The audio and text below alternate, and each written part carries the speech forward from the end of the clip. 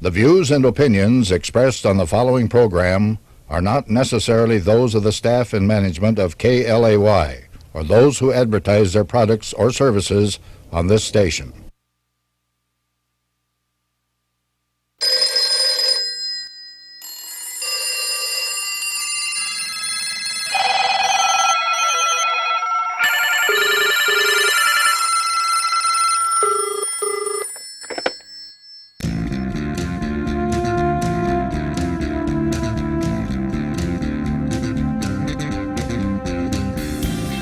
Welcome to Ask an Atheist today, where a rotating cast of atheists gives you the opportunity to ask and discuss topics of interest on the radio and online at askanatheist.tv. We accept phone calls at 253-584-1480. My name is Becky, and our cast today involves Sam. How are you doing, Sam? Pretty good. How are you? And Kate. I'm very well. How's everyone out there today? I'm hoping our listeners are pretty good. We had some nice spring weather earlier this week. It's a little rainy today, but I think that shouldn't bother us atheists one bit. Again, if you'd like to call and ask us any questions, Sam, Kate, or Becky, we're taking your calls all the way this hour until 4 o'clock at 253-584-1480. All right. Well, first off, we should probably get to our usual topic, I think.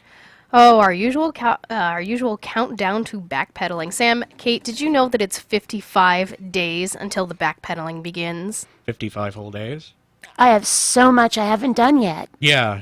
I haven't climbed a mountain or received any tablets or anything yet. So, am I actually in the loop on this one, or... I'm not sure, but it is 54 days until family radio proponents claim that Jesus will return, but 55 days until we at Ask an Atheist believe that the backpedaling will begin. Yeah.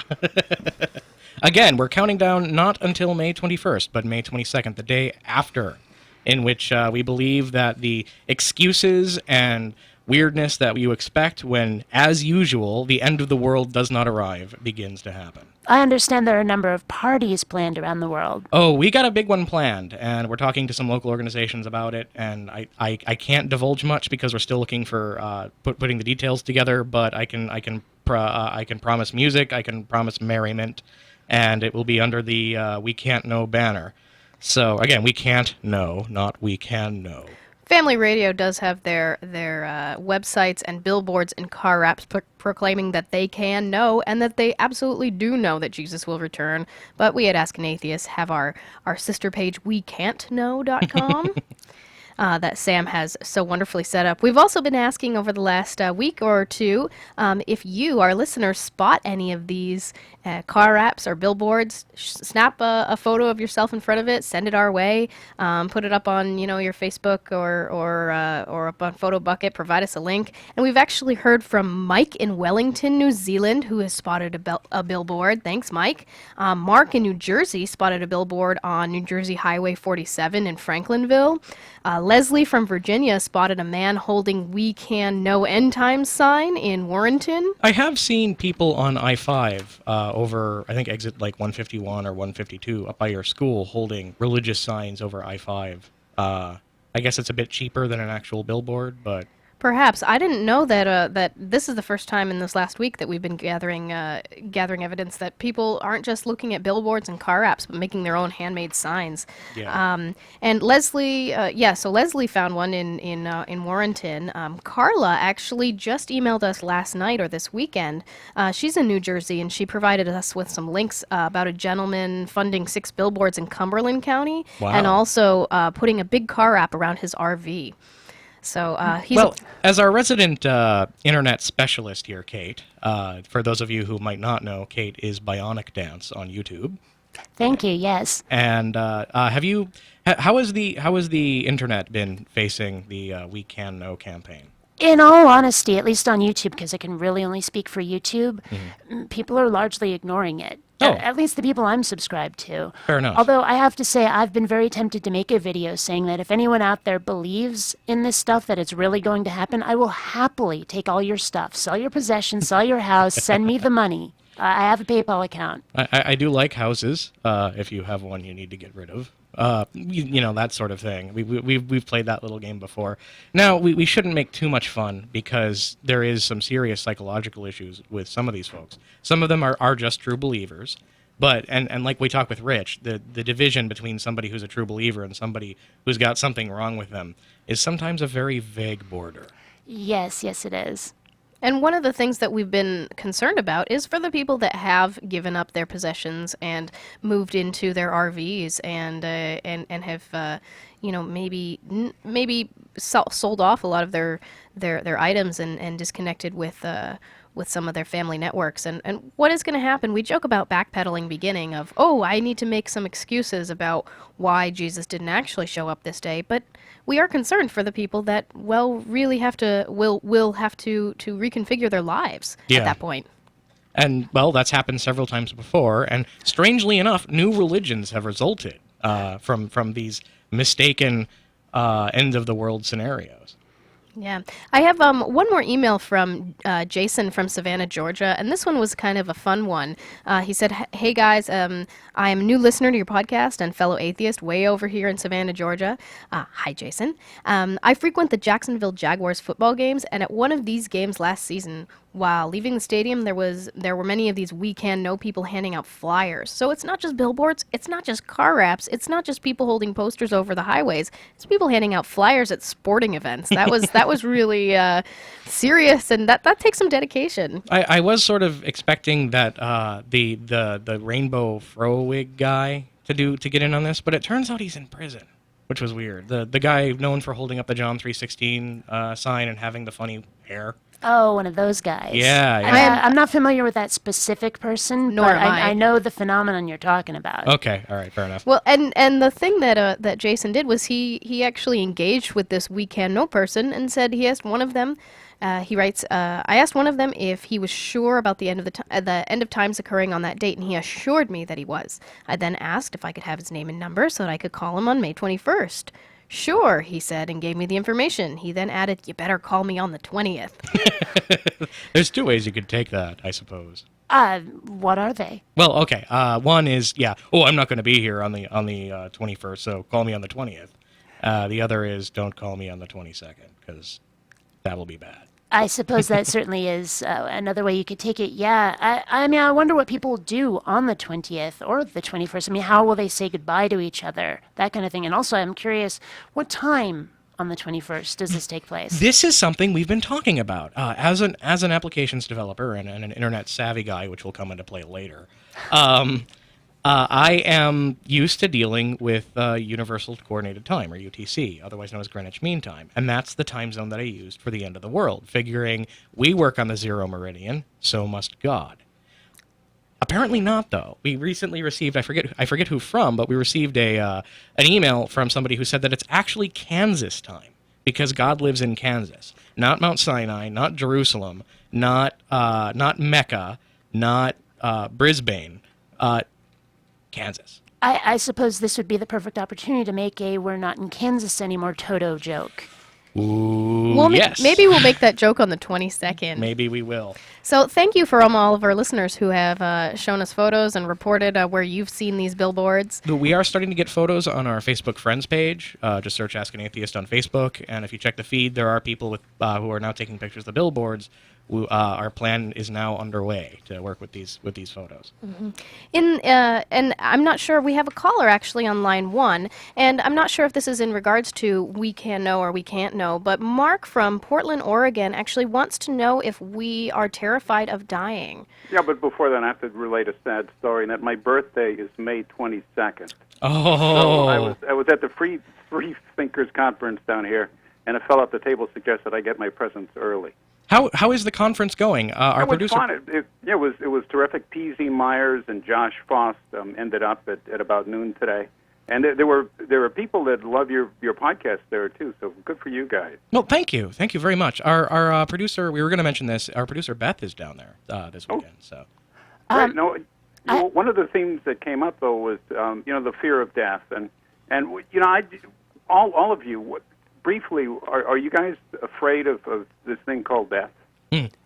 Well, for my own part, I'm maybe a little frightened of how I get dead because that could hurt a lot for a while. But actually, being dead doesn't frighten me that much. I mean, true, I'd rather not do it because, I enjoy being alive. But the actual thought of not existing anymore, at least not being able to perceive anymore, not being able to do anything or think, I mean, it doesn't scare me at all because what could that be like? How could that hurt? How could that be painful? Sam, what about you? Well, this is interesting because I'm actually working on an episode called Atheism and Dying, and the premise is I want to know what happens when we die, not in the afterlife sense, but in strict end-of-life care. How does an atheist deal with the process of dying? And so I've given it a lot of thought recently, and my take on it is I'm kind of like I like Mark Twain on this one, and he says, me too.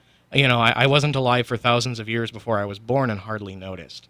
And that idea, I've taken that to heart in a way, where my own death doesn't bother me. What bothers me more, and bothers me to this day, are the death of other people. Is my loved ones, my friends leaving me, and those stories and that from a strict informational perspective, those thoughts in their head are now not here anymore. They're gone, and that's a process I'm still going through. I haven't really resolved myself to that yet. Along those lines, I have to wonder why religious people are sad when their loved ones die. They'll see them again, according to their beliefs. Right. And to some religious folks, and not all religious folks have an afterlife, and the permutations of what an afterlife looks like is as varied probably within religions as it is amongst religions and between religions. But it's something that also not only is difficult for atheists in terms of what happens, when we die and our loved ones die, but also that interaction between our loved ones who maybe aren't atheists. And our family members, and we'll be exploring that a little bit more in an upcoming episode in a few weeks. Anything to add to this, Mark? No, I agree with what you're saying, and one of the things too is I'm glad that both the state of Washington and Oregon is physicians-assisted suicide. Yes. At the end, to make the terrible choice at the end maybe less painful. But no, good for you guys. I appreciate that. Oh, thank you. Thank you, Mark, very much for your phone call, and we're glad that you enjoyed the conference in Portland, and we hope that there was a lot of sharing of ideas between freethinkers. There was, and next year it'll be in Seattle. Oh, very nice. Oh, right on. Okay, you Perhaps heard it we'll here. see you there. Absolutely. All right, talk to you later. Wow, up in Seattle. I know last year we tried in Renton, and that didn't work out very well. So we should if it's now known going to be Seattle, I guess we should start the announcement now. Yeah, well, we're always happy to have connections of freethinkers and very different groups and people come together, and it's always really wonderful when many types of people and from different geographic areas, even if they may be nearby, come together and have an interchange of thoughts, ideas, programming ideas, things like that. I do want to add something to the call. And that's you notice I kind of ended on a melancholy note about the end of my friends, and I can just hear those religious minds ticking over on the other end of this radio saying, I bet we could get that guy. I'm looking forward to your call. Please do call us if you're looking to tempt Sam into something at 253-584-1480. Also, if you are listening to us after 4 p.m. today, you can always ask the Atheist by submitting a question via our email site, askanatheist.tv. Now, there's one more email about that starts off with information about We Can't Know and starts to kind of go into our topic that I'd like to cover. And this is from Andrew from Maryland. Go ahead, Sam. Would you like to read it? Sure. And I will go, hi, first, do you have a version of the countdown to backpedaling clock that I can put in the sidebar of my blag? If not, do you mind if I steal or borrow your code? And as the chief cook, coder, and bottle washer of Ask an Atheist, this is me saying, go right ahead, borrow it. Let's call it Creative Commons license. I'll go ahead and add it to the code later today. Borrow it.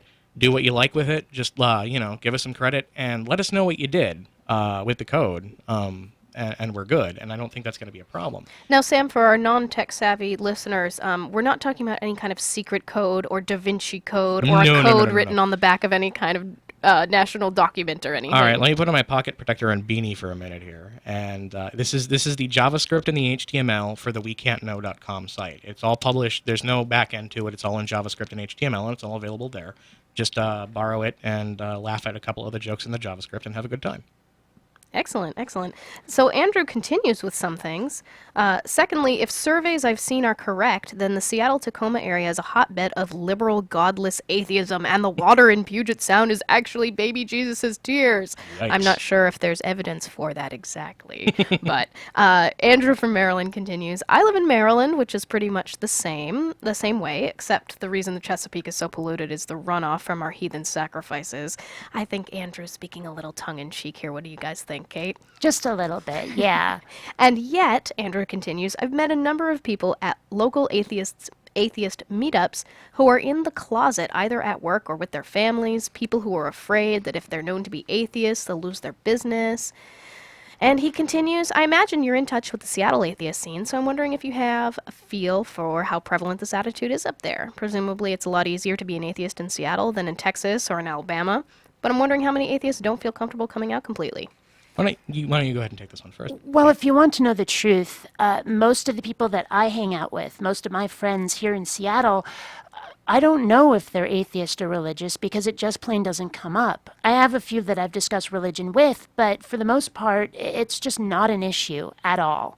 That's very good. That's sort of the Seattle view of it. I would imagine you're up there, right? Yes, I live up on Capitol Hill. So down here in Tacoma, which is where I'm from, I used to be very circumspect about it, and part of that maybe because there is some religious stuff down here, which is kind of part of the reason we're happy to be on the radio down here. But also because I didn't know the area very well, and I spent 7 years in Arizona before I moved up here, and atheism there not quite as well accepted. Well, Andrew suspected that maybe it was difficult to be an atheist in Texas or Alabama. Kind of the same in Arizona. Kind of almost exactly the same in many ways. But as far as I am a small business owner, perhaps you've heard of my company, and in fact, you may be hearing about my company in the next few moments. But I've been very circumspect about religion for the most part for the history of the company. I haven't mentioned it at all. I haven't really gone to my clients and said, hey, I'm an atheist, because it hasn't been appropriate. It's about technology.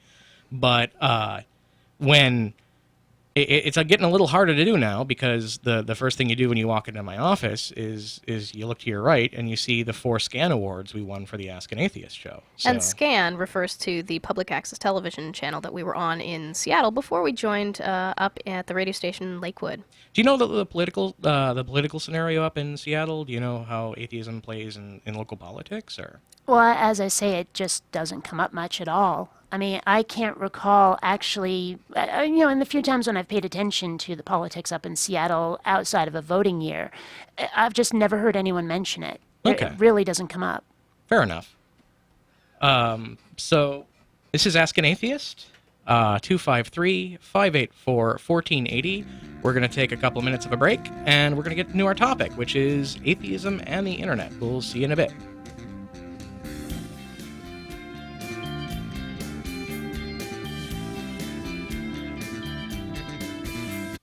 You can advertise on Ask an Atheist on the radio, on our website, and in our podcast. People just like you who have the same interests are listening right now, just like you are, and thousands will download this podcast and listen to it later. If you have a product, service, or idea to sell, people here in the Pacific Northwest and people around the world, thousands will hear your message. Let us help you sell your product, service, or idea. Contact us at advertising@askanatheist.tv. That's advertising@askanatheist.tv. Tacoma Telematics wants to help you connect with your clients. We can give you a top-notch web presence. Tacoma Telematics can take your website to the next level and make it an integral part of your business. But that's not all. We can set you up with VoIP, bringing large corporation phone systems capability at mom-and-pop prices. We build intuitive interfaces to help you manage your resources quickly and efficiently. Take advantage of our holistic approach to helping your business succeed through and with technology. At Tacoma Telematics, we are committed to personal personal and professional integrity, open communication, and long-term relationships. See us at TacomaTelematics.com. Join the Ask an Atheist after party at Doyle's Public House. The Ask an Atheist crew will be there at 5 for good beers, food, and you're invited. You'll find a dozen beers on tap, including Stella, Guinness, Smithwick's Irish Ale, Twisted Thistle IPA, and Fuller's London Porter, as well as dozens of domestic and imported beers and bottles. Join us for good atheist conversation and meet the crew today at 5 at Doyle's, 208 St. Helens Avenue in Tacoma. Hi, welcome back to Ask an Atheist. We're accepting calls until 4 o'clock today at 253-584-1480. We also accept emails at any time during the week at askanatheist.tv. Now, I am Becky, and with me today are Kate and Sam. Today, I wasn't originally going to be on the air. We were going to have our dear friend, Deanna Joy. Unfortunately, Sam, where is Deanna Joy? She's right now at Harborview Hospital, on the mend. She had a bit of a tumble on her bike and unfortunately damaged her leg pretty bad and is kind of stuck there and cannot be with us today. So we want to give our best wishes and a wonderful shout out to Deanna Joy and her wonderful husband Rich, who our listeners have heard as well. You can also hear from them at their blog and their podcast. Living After Faith. It's one of my new favorite podcasts, and definitely check them out. And you will definitely be hearing from Deanna on our show as time goes on. She was going to be on today with us because she definitely has something to say about today's topic, but unfortunately, luck happens. So Yeah, so feel better or I'll hurt you.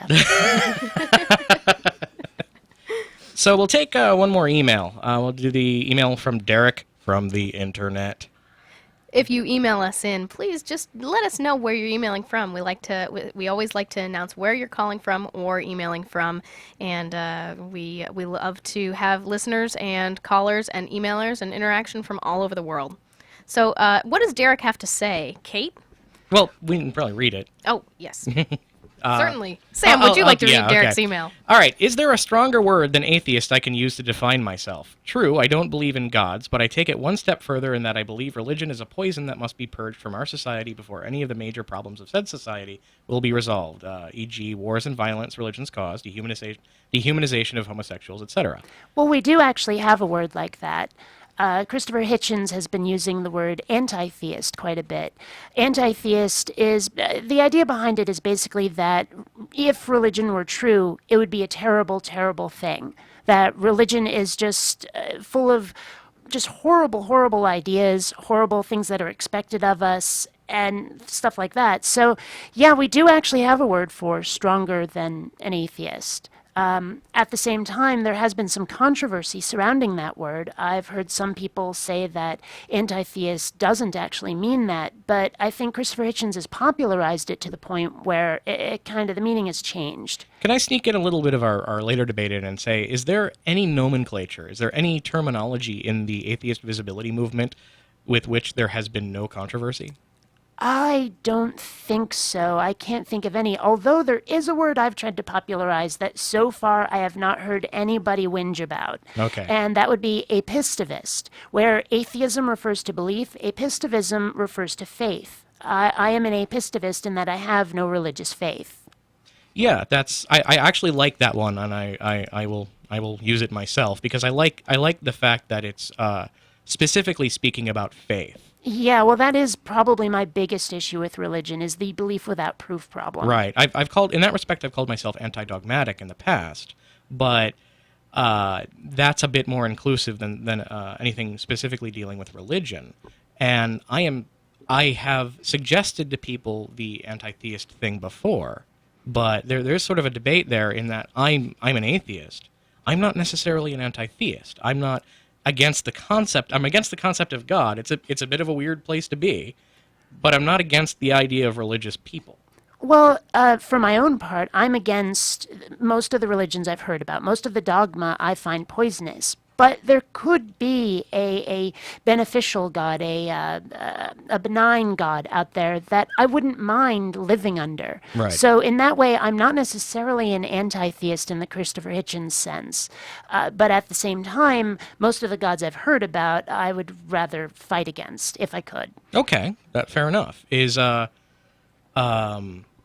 So I guess Hitchens defines it as against the very concept of God. How about for people who are against the concept of organized religion? Because I've heard anti-theist used in both contexts. I'm sure it's flexible enough to cover that, but I haven't heard anything specifically that says I'm against organized religion. I mean, anti-dogmaist, or whatever Yeah. the word you were using, that could actually serve the purpose, I suppose. Right, and there's also the idea that it's an emergent quality. It's something that the detractors of anti-theism have suggested, is that people who describe themselves as anti-theists might be closed to evidence, and I'm not certain that's true. I don't think that anti-theism has anything to do with whether or not the religion is true. It only has to do with whether or not the religion is a good thing. Having the religion is a good thing. I mean, Christopher Hitchens has flat out said that if God did exist, especially the Abrahamic God, that he would absolutely hate it, that we would be living in a kind of world where bad things happen to us all the time at the whim of this deity. That's almost to go into speculative theology for a moment. That's almost a Gnostic concept of the demiurge, of the God who creates but is kind of a jerk and shouldn't be worshipped. And so that, that's I guess you could say that kind of anti-theism is that Gnostic principle taken to its logical end. More or less, yeah. Okay. Now, we also have some other terms in the atheism visibility movement. I know that, or in popular media describing the atheist visibility movement, that's strong atheist or hard atheist versus soft atheist. What do you guys think about those terms? Actually, you are definitely an expert on this. Oh, so. well, I love those terms. I think those are great terms because there has been a change coming in the atheist movement. We've been trying to, well, not actively, but over time, the definition of the word atheist is sort of shifting because for a very long time it was kind of theistically biased, where atheist referred to someone who actively disbelieves in God. But there are a lot of people out there who define themselves as atheists simply because they have no belief in God. Right. And lacking belief but not actively disbelieving is what we might call weak atheism or soft atheism, whereas someone saying, no, I'm pretty darn sure that there's no God, that religion is not true, that would be hard atheism or strong atheism. And I like that a lot more because we have an umbrella category of atheist for non-believer. And then under that, we have subcategories to introduce different kinds of non-belief. Now, let me pose a question to you specifically about the show. Is that one of the things that we've tried to do with the show, and me specifically have tried to do with the show, is keep the phrase atheism as simple as possible, and to what I call the two-word definition, which has been debated back and forth by people on YouTube, is no God, and that's it. Is that anytime you leave the no God concept, you're kind of going off the atheism farm, and going into something else. Like, there's a lot of stuff that I believe that isn't no God, but that's humanism. I mean, I agree with that definition to a point. I think I would rather say non-believer, because as I understand it, theism is belief in a God. Right. So to leave the belief word out of your definition, I think is to miss the point. Okay. I know, Sam, you have in past episodes talked about how if you are an atheist, it's more of a pragmatic way to go about your life. You act as if there is no God. Right. Does that reflect on any kind of belief or necessarily? Well, I think in certain respects it does. If you're admitting the two-word definition, I think it does speak to belief. And then you can start talking about strong atheism and weak atheism as modifiers on the topic. But when we get to the root of atheism, which is what the show is about, which we need a root definition to work from. I like to work from simplest principles possible and work our way up. And that's why I say with no God. And then we start talking about beliefs, because not even supernaturalism is necessarily outside of the atheism Venn diagram. Is that there are people who are atheists and do not believe in gods, yet believe in a supernatural world. Are they still atheists? I think they are. I agree. I completely agree. I mean, I'm not saying I believe in the supernatural, but I could be convinced of it, and it could be a supernatural that includes no God whatsoever. So yes, I'm with you on that one. Now, there's one or two more definitions that I want to suggest to our emailer Derek, because if he wants a word that's stronger than atheist to define himself, there have been some folks that have reclaimed the term heathen and heretic. And so, if that suits you, Derek, then I invite you to call yourself a heathen or a heretic. I know that one of the Humanists of Washington social meetups that we have in Seattle pretty regularly is called Heathens Do It Better, and we have breakfast every month. Well, along those lines, I mean, mind you, this is completely tongue-in-cheek, but I have on occasion described myself as a rabid and screaming atheist. And as I say, tongue-in-cheek, I'm not actually rar, but, you get the idea. That is, I think, stronger than just atheist. She's had her rabies shots, folks. Well, one more email, and I think that'll take us right into the topic. This is from Deborah in nearby Marysville, just north of us. I've been an atheist for almost 2 years now, Deborah writes, and just recently heard about atheists in Washington. I just wondered if you get together at times like ACA does. ACA, she's referring to Atheist Community of Austin, Texas. which is, I guess, the mothership, the Atheist Experience. Again, one of the shows which had a place that helped us get started, and some great people there.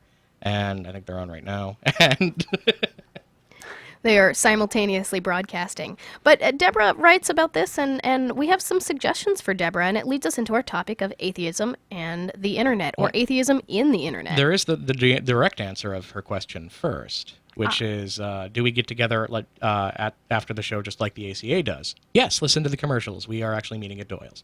But here's the thing. She emailed this to us on the internet, and atheism and the atheist visibility movement would not be where it is today without the internet. And more personally, Ask an Atheist would not be where we are today without the internet. And if you would like to ask us any questions, call us in at 253-584-1480. And so it brings me the question, and the guys on the Atheist Experience sometimes agree with me on this one, is that we sometimes, I think, atheists on the internet tend to look like a bunch of blowhards, to put it mildly. We're loud, we're rambunctious, we get in people's faces on our YouTubes as much as you can get in people's faces when you're in little boxes separated by thousands of miles. But I think sometimes, and here's the thing, is one of the things I want to say first off is I'm not interested in changing the way people act on the internet.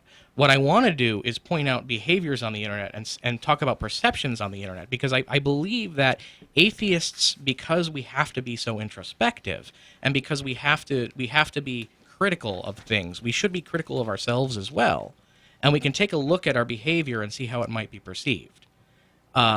And this is something you talk a bit about on your channel. A little bit. To something you said before, as for how we're perceived, I myself, on my YouTube channel, which is Bionic Dance, look it up, I try to be less PBS and more MTV. Yes. That's actually I've actually used that description of you completely independent of just that. I'm pretty happy that I hit the nail on the head there. Right on. Yeah, I mean, I would like to try to make atheism accessible on the internet to ordinary people who might look at us as blowhards or weirdos or whatever, however you might perceive us. Right.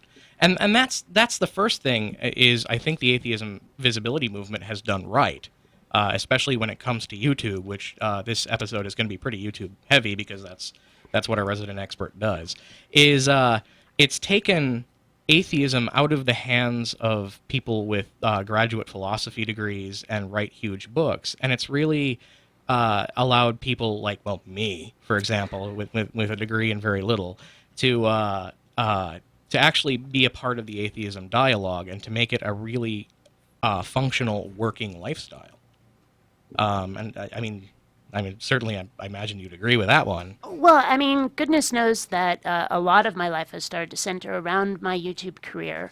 But as far as atheism on the internet, I mean, YouTubers have definitely found each other Right. this way. I mean, one of the things we were going to talk about is that the internet lets you no longer feel alone, especially for people who might be in some area of the country that is very, very religious, and you're like the sole atheist living there. You can hop on the internet and talk to some sympathetic ears, and that is definitely a good thing for people. Absolutely. But the other side of that is, as an example, I will give you my Facebook friends page. I tend to be more on the Facebook and on the YouTubes. I sound like I'm 80, but if you look at my Facebook friends page, you'd think there were like maybe 4 religious people in the world. And if you look at my YouTube friends page, you think there might be no religious people in the world. And I think do you think I do think that separation from other groups and other modes of thought sort of gives us the impression that we're a little bit farther along in the debate and the process than we might be otherwise? Well, it certainly can, and I suppose at least in my personal internet world, yeah, you might get that impression. But I do have some friends who talk about how they grew up in a very religious area, and they have some people that are still on their Facebook that are very, very religious. Right. And whenever they bring up an atheist topic, because these are some other atheist YouTubers, I'm not sure if I should shout them out or not, but they have, hello, the other side 100, but they have actually said that they've had these weird conversations with theist relatives, theist friends, that kind of thing, and have even blocked some of them from Facebook simply because they've put out these ideas and are not open to criticism. Right. Yeah, there's been some of that on both sides, and that's, I think, the weakness of the internet, is that now, unlike mass media, where we're basically forced to watch the same 4 channels for the 10 o'clock news, we can go seek things out. And as an atheist, and as somebody who is a bit of an activist and feels himself a part of the visibility movement, I seek out other atheists so that we can communicate and coordinate, and it gives me a view of the internet that is very slanted towards atheism. Whereas if you look at the family radio group of people, they have their own websites and their own forums, and they go to their own places, and the internet looks completely different to them, and very little do the fringes very rarely touch. So we have a very wide Venn diagram with very little overlap between the family radio types and the atheist and bionic dance and ask an atheist types. Yeah, is that what you're the getting Venn at? diagram looks a little bit like a pair of sunglasses, I guess is what I'd say. I suppose the overlap doesn't necessarily come from the internet. I mean, we've had some of the billboard campaigns that have happened recently. The we can know, we can't know, those kind of things. Yeah. And I think that's where we'll get most of the overlap, not necessarily from the internet. The interesting thing there is that those are not part of the atheism visibility movement, or not part of the internet. They're definitely part of the visibility movement, but they're part of something that happens in real life, not on the internet. Yes. However, they were entirely coordinated on the internet. And we'll be back after this break. We're accepting calls until 4 p.m. today at 253-584-1480. Ask Becky, Sam, or Kate, the atheists, any of your questions. We're talking today about atheism and the internet.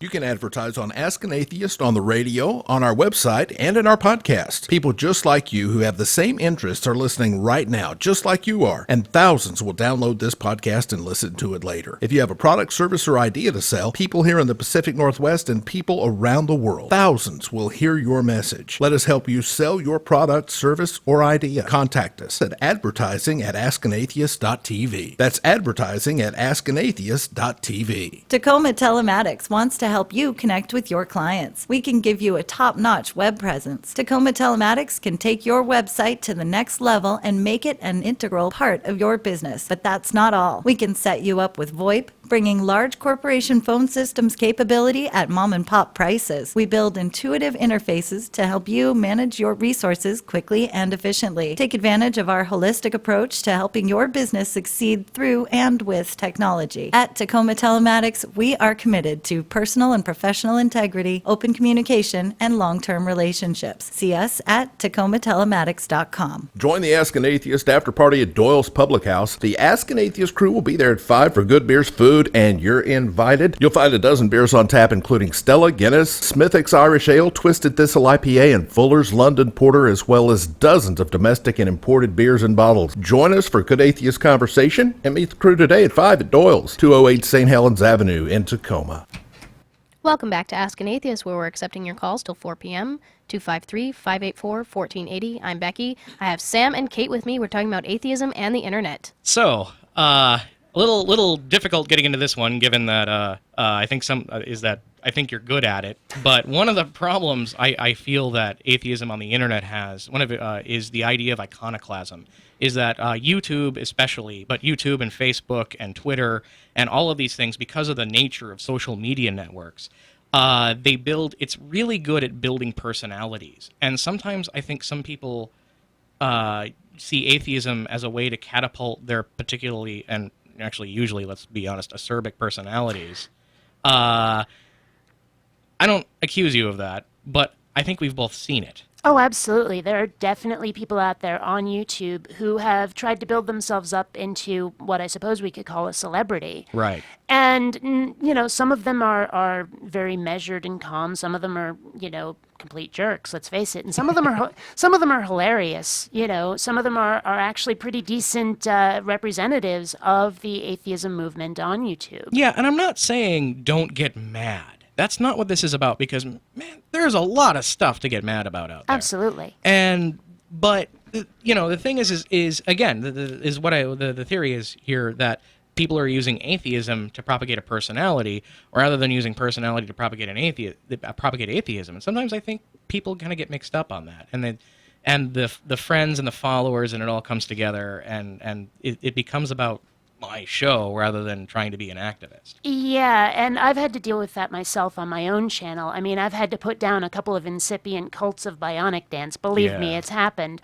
And there are certainly some people out there who have, whether they cultivated them or not, have a kind of cultish following, who have what you might call an internet army. Right. And again, I'm not sure if I should name names, but I've had one of them aimed at me personally. So yeah, it's definitely true. Well, if it's a personal and public, if it's a public debate, and it's happened in videos, I'm pretty sure you can name names there. If you well, it actually wasn't. But okay.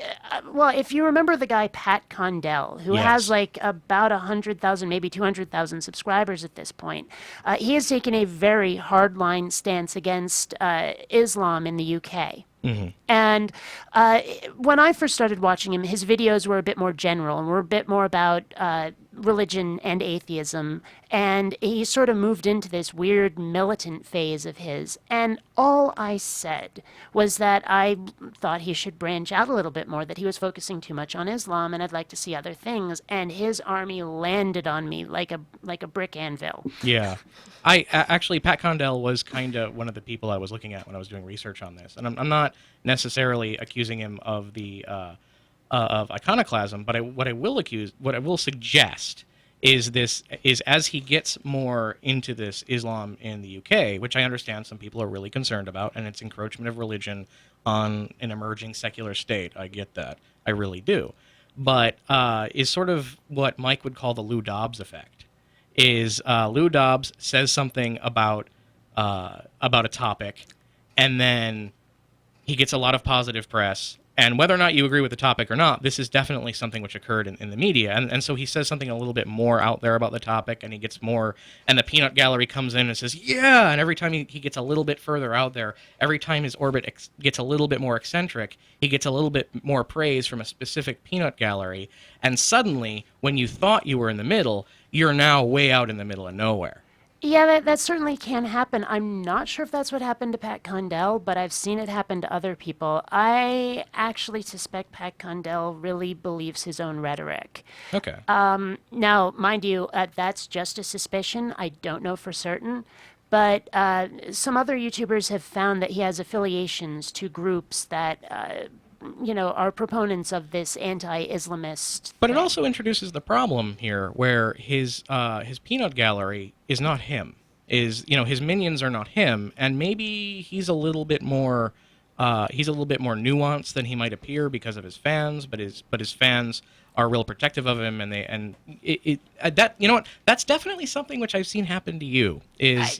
You make a really good video, and then some folks come out of the some folks, pro and con, come out of the woodwork and have a battle royale on an episode of our show on YouTube. It's happened a couple of times where you've actually had to step in and kind of get it under control. Okay. And this is another problem I have with the internet, and is specifically sort of the peanut gallery effect. Well, I think a large part of the problem with the internet is that if you say something offensive, or if you decide to, I don't know, really rip into somebody, they can't punch you. And so Right. you can say whatever the heck you like. Yeah, another effect of that, and I think you'll understand that, and understand this a little bit well, a little bit based on different approaches, is that you're talking to atheists on the internet. We put the show on the internet, and a lot of our fans are atheists. However, and this is something we said on Scan, and we haven't really said recently on the show, our end users, that's a computer thing, our listeners, our target audience is not really atheists. We hope atheists enjoy the show, and occasionally we will deal with topics that are specifically interesting to atheists, like the one we have today. But really what we're hoping for, and the reason we're not a podcast but a radio show on broadcast radio, is that we want to bring sort of the atheist world, we want to make it visible, warts and all, to people who are not atheists. And that's easy to do on mass media and very hard to do on the internet. It's true. It's true. When you're looking for something on the internet, it's usually something you specifically are seeking out. You don't get very many of the random passersby. Right. And that is something that I've tried to change a little bit for my own videos, but it's difficult because where do you post a YouTube video where it will be welcome and watched that's not an atheist part of the internet? Do you think that something involved in tagging and keywords helps promote either Ask an Atheist or any of the YouTube videos, the Bionic Dance YouTube videos that you produce? Do you think that tagging with different keywords promotes other people other than atheists being able to access our content?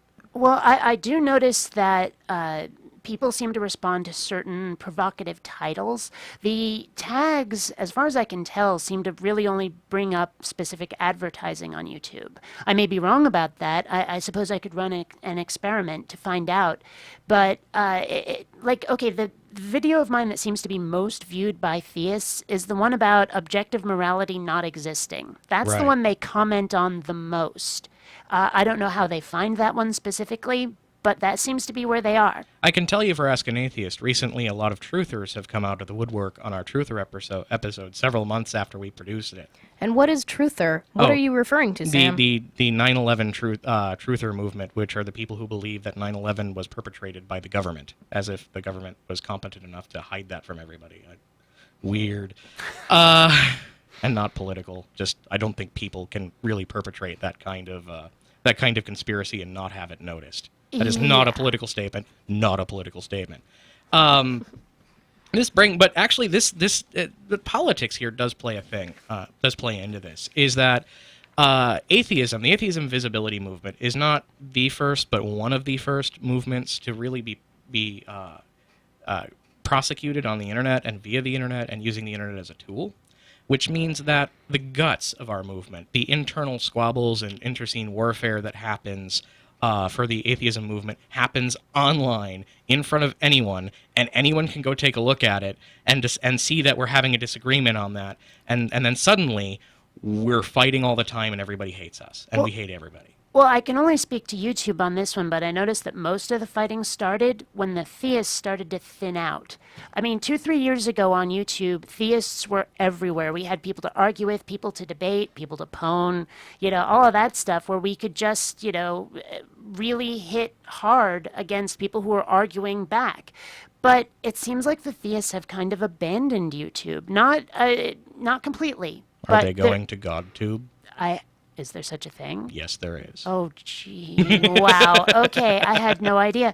But they all do seem to have thinned out quite a bit. I mean, Venom Fang X is back, but, Right. we don't have the volume that we used to have. And so, But but the squabbles started as soon as the theists thinned out, then all of a sudden we have, Atheist A arguing with Atheist B and accusing each other of all kinds of crazy stuff. But doesn't the fact that now that the theists are gone and the YouTube atheists are starting to fight with each other, doesn't that suggest a sort of siege mentality where we're all expecting a fight, and now that we're not being trifled with any longer, now we're just fighting with each other? It does seem that way, yeah. And I, at least for myself, I've done my part to try and combat that by still addressing issues of belief and faith and dogma and all of that stuff. But I admit, I'm just one person. There's only so much I can do. Right. And yeah, it does seem as if we've been fighting amongst ourselves for far, far, far too long. And the other thing is you mentioned Venom Fang X, who I think is one of the finest pieces of unintentional entertainment on YouTube. And I'm not saying don't address him, don't look at him, don't have fun with it. It's possible we should explain who he is. Venom Fang X is a guy up in Canada, a kid up in Canada, who had a sort of a platonic love affair with Kent Hovind, known creationist and tax evader. Where he got in trouble at Blockbuster for distributing his videos and stuff like that. And he's another. He's sort of, I won't say that he's specifically Bionic Dance's opposite number, but you're in opposite camps. Yeah. And actually, it's kind of crazy how close to him I am in some ways. I mean, sure, I prefer Star Wars. He loves superheroes. Yeah, he worked at Blockbuster. I worked at a different video store. We're very similar, Venom Fang X and I. But when he saw Superman Returns, it converted him into a theist, and I just had a really good time. I can hear Mike's bit being chomped at in the other room. Well, the thing is, and here's one problem I have with fighting with people on YouTube, is we don't win anything when we pwn Venom Fang X. One, it's easy. Two, once we do it, he has no purchase on the international dialogue about religion, whereas the Pope does. Or Ken Hovind even does. I would even put Ray Comfort in this category. You don't really hear about Ray Comfort outside of the atheism movement. You hear about his 80s heartthrob Kirk Cameron when he's on The View and stuff like that. But when we defeat these people, or when we get in it with these people on YouTube back and forth with the videos, we don't win anything. Maybe it helps us sharpen our tools, but we're acting like this is the war when it's really just a skirmish. Well, it is a skirmish, but wars are made up of skirmishes. I mean, if my videos help one person solidify their beliefs, and hopefully those beliefs are atheistic, but we'll see, then I've kind of done some good somewhere. I'm not completely ineffectual, and I think that's an important fight to be fought, even though it's a small battle. Now, we have here a difference of approach and opinion between Kate, Bionic Dance, and Sam, a producer of Ask an Atheist, where, Kate, you've said that if you have changed one person's opinion, and hopefully the goal is changing them towards an atheist viewpoint, then you will have felt satisfied with that. Sam, you have talked about this as a producer, that your opinion on this differs. My opinion on this is different, and I think I'll wrap up with this one. Is once again, if you're an atheist and you're listening to our podcast, or you're watching us on YouTube, thank you for your time and your support, and a lot of you have donated to the show. And I really appreciate that, and we all really appreciate that, and we're glad you're fans, and we want you to stay with us, and we've got some content for you, and we've even got some events coming up for you as well. But bear this in mind. You're not our target audience. Our target audience are the people listening to us on AM radio. Our target audience is your friends who still believe. Our target audience is your parents, or your children, or your grandparents, the people who don't really know who we are and what we're about. And this is essentially what the internet has allowed us to do. Is if we were just putting together a cable access show or an AM radio station, say 15 years ago, when the internet didn't have the ascendancy that it has now, most of you wouldn't be hearing us, and our voice wouldn't be going as far out as it might have otherwise. And we've gotten calls and letters and emails from Argentina, New Zealand, Australia, Canada, Mexico. And that makes you important. That makes you. We see you as part of the show in many ways, rather than just as listeners. And that's why the internet is important, and that's why this is why I spend so much time thinking about atheism on the internet, is because this is where it happens. This is where we have made things real. I'm really of the generation that grew up on the internet. I've been using Unix my whole life. I know the protocols. I can recite RFCs from memory. This is what I do, and it's important to me, which is why I sometimes feel it necessary to take an opposing side and question how we're prosecuting the movement on the internet. And that said, everybody who's in on it, thank you very much. Thank you for the time you put in and the effort. You specifically, since you're in the room, hello. And the internet is where we're putting this together. And without was it Mary who emailed us? Deborah in Marysville. Deborah in Marysville. Okay, I got it. I was thinking Mary in Debrisville, but she might not know about us, and she wouldn't know if we were getting together if it weren't for the internet. And frankly, we wouldn't be here if it weren't for the internet. We wouldn't be in this room. So thank you. I want to thank Sam and Kate Farr, aka Bionic Dance, on YouTube today for talking with me. My name is Becky Friedman. We're going to be meeting up at Doyle's if you would like to continue the conversation. We're going to be there until about 7:30 or 8 this evening. Come talk with us. A few of our fans and other cast members will be there. We, again, want to wish our dear friend Deanna Joy best wishes for a speedy recovery, and we want to be hearing from you. Please check us out at askanatheist.tv. If you have questions for atheists on any topic, please submit a question. Click that big red button that says Ask a Question. We'd love to hear from you. Ask an Atheist is a production of NEDM Media. Our call screener and production assistant today was Mike Gillis. Again, I'm Becky, and with me, Sam and Kate. We'd love to hear from you. Thank you for listening. See you next time. Have fun.